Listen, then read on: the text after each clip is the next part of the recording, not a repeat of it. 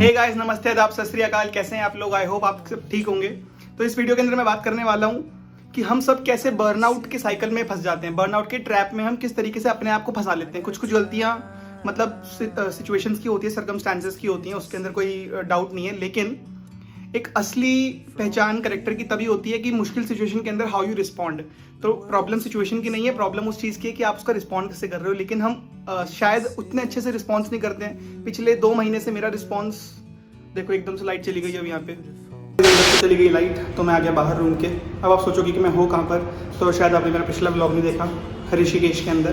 Okay, अब तक तुम जब तक आप वीडियो देखोगे जब तक तो मैं ऑब्वियसली घर आ चुका हूँ, लेकिन पिछला व्लॉग जाके देखो ऋषिकेश के अंदर। मैं बात कर रहा था बर्नआउट के बारे में, तो चलो बर्नआउट के बारे में बात करते हैं और देखते हैं कि किस तरीके से हम बर्नआउट के ट्रैप में, उसकी साइकिल में फंस जाते हैं। ऐसी क्या गलतियाँ करते हैं जो हम शायद अवॉइड कर सकते हैं, वो गलतियाँ ना करें और बर्नआउट से बचे रहें कम से कम लंबे ड्यूरेशन तक। बिकॉज अल्टीमेटली अगर आप एक काम करते रहोगे फुल इंटेंसिटी के साथ विदाउट ऑप्टिमम ब्रेक्स, तो बर्नआउट तो पक्का है। तो इसीलिए इस वीडियो के अंदर हम सबसे पहले प्रॉब्लम्स की बात करेंगे कि प्रॉब्लम्स होती कैसे, और फिर अगली वीडियो के अंदर सॉल्यूशंस की बात करेंगे।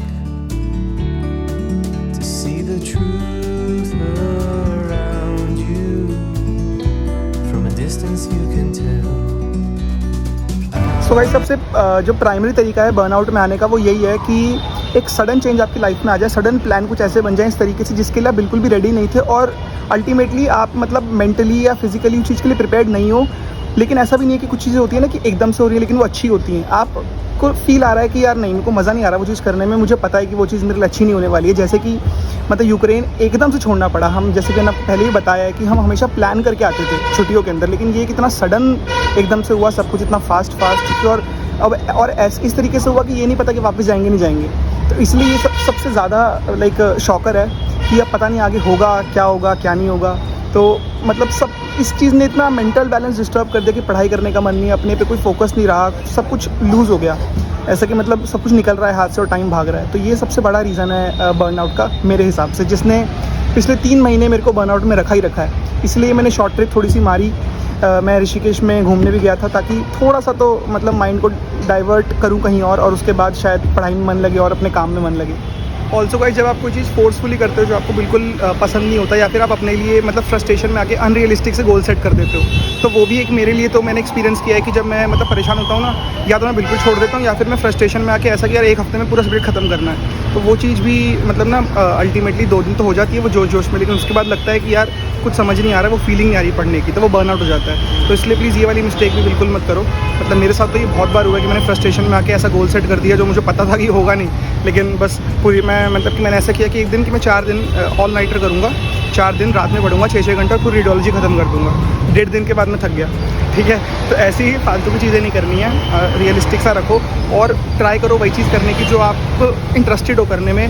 कुछ चीज़ें फोर्सफुली करनी पड़ती है, लेकिन वो हमें पता होता है ना अल्टीमेटली कि यार हमारे गोल के लिए ज़रूरी है, लेकिन बहुत चीज़ें गोल के लिए ज़रूरी नहीं होती है। बाय द वे, मौसम जो है बहुत ही अच्छा हो रहा है, तो अब हम जो है राम झूले की तरफ जाएंगे और वहाँ पर आगे की जर्नी को कंटिन्यू करेंगे।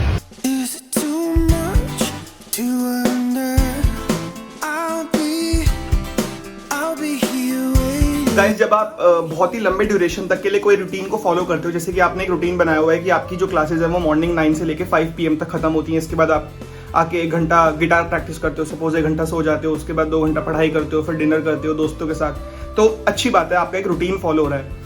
तो एक रूटीन का होना बर्नआउट से बचाता तो है, वो एक बहुत अच्छी चीज़ है। लेकिन अगर वो रूटीन इतना ज़्यादा मोनोटोनस बन जाए कि आप उसको पागलों की तरह फॉलो कर रहे हो और उसके अंदर ये नहीं देख रहे कि क्या आप डे बाय डे उस रूटीन की वजह से इंप्रूव हो रहे हो या फिर आपकी ग्रोथ स्टेगनेंट हो गई है। बिकॉज जब हम एक रूटीन को लंबे टाइम तक के लिए फॉलो करते हैं तो वो स्टेगनेंट बन जाता है। Power of routine, power of systems बहुत ही अच्छी बात है।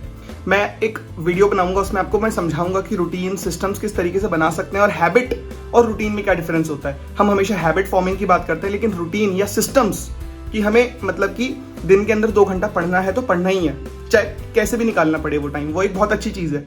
लेकिन आप 6 महीने हो गए, 5 महीने हो गए, 8 महीने, साल भर हो गया, सेम रूटीन के अंदर आप लगे हुए हो, सेम बैल की तरह मेहनत कर रहे हो, तो फिर वो रूटीन का कोई फायदा नहीं होता।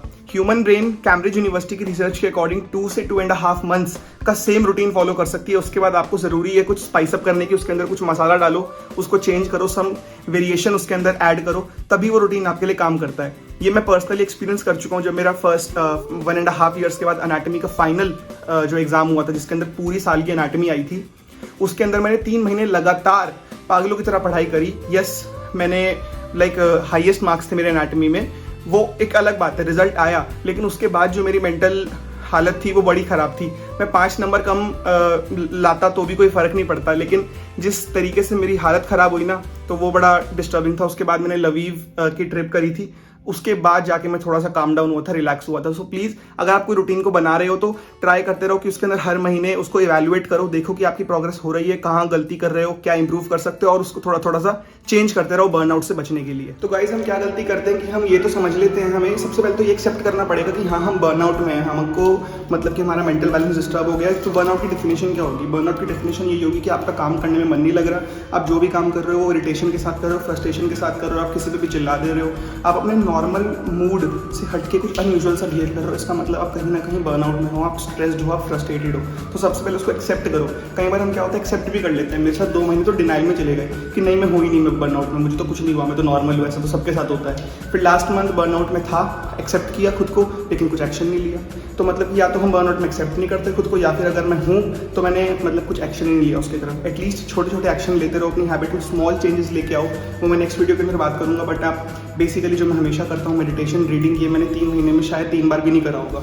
ओवरऑल रीडिंग तो बिल्कुल ही छूट गई है। तो ये अगर आप अपने बेसिक जो लाइफ सपोर्ट वाली चीज़ें हैं उनको बंद कर दोगे तो obviously you will get into that trap of the burnout. तो प्लीज़ अपनी छोटी छोटी हैबिट्स जो आपको काम रखती हैं, जो आपको मेंटेन रखती हैं, जो आपका मेंटल बैलेंस लेवल में रखती है, उनको चेक रखो और उनको नॉर्मल रखो, ताकि मतलब कि बर्नआउट से तो बचे ही रहोगे, बाकी जो भी काम करोगे उसके अंदर एफिशिएंसी मेंटेन रहेगी for a longer duration of time. और जैसा मैंने आपको बताया, हर 2 से ढाई महीने के अंदर एक ब्रेक ज़रूर लो, और हर महीने अपनी रूटीन को इवैल्यूएट करो, चेंजेस उसके अंदर लाओ, स्पाइस अप करो, ताकि आप वेरिएशन लाते रहो और कुछ नया नया सीखते रहो, नया नया ट्राई करते रहो। कुछ काम करेगा, कुछ नहीं करेगा, लेकिन जिस दिन अगर कुछ ऐसा मिल गया जो ऑन द स्पॉट हिट करा, तो that will be a game changer for you.